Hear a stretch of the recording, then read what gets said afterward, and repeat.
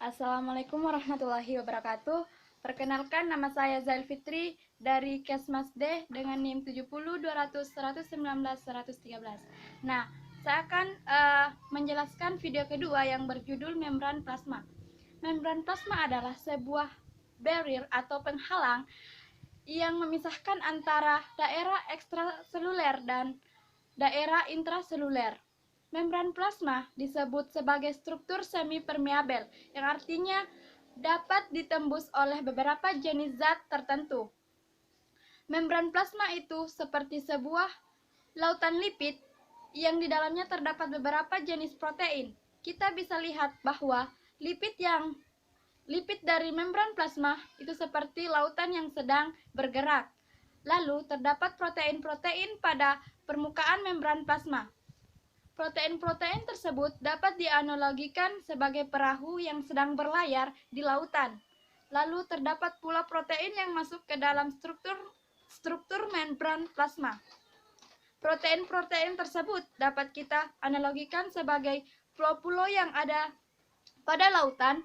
Teori yang menganalogikan membran plasma sebagai lautan lipid yang berisi perahu-perahu protein, dan pulau protein tersebut dinamakan fluid mosaic model.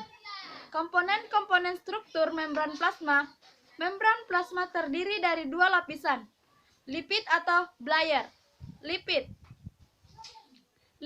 Layer lipid tersusun atas fosfolipid. Fosfolipid merupakan bagian terluar dari membran plasma yang bentuk bulat.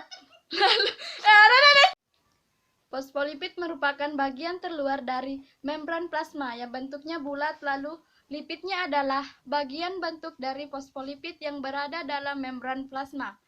Kita tahukah kalau lipid itu hidrofobik, yaitu takut terhadap air, di mana ekstraseluler dan intraseluler kaya akan air.